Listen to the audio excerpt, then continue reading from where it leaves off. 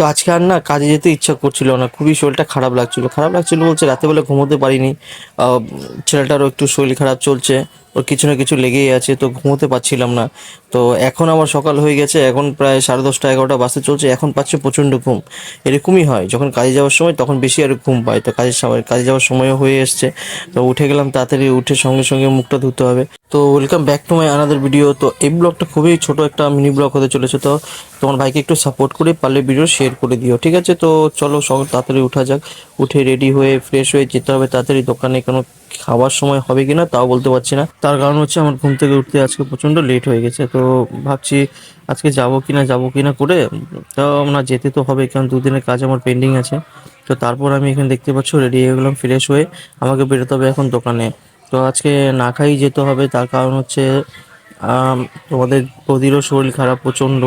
ওরও মানে কি বলবো, প্রচণ্ড জ্বর 2 দিন ধরে। মানে আমার বাড়িতে কি বলবো, রোগের ভান্ডার, ডোকের দোকান লেগেছে।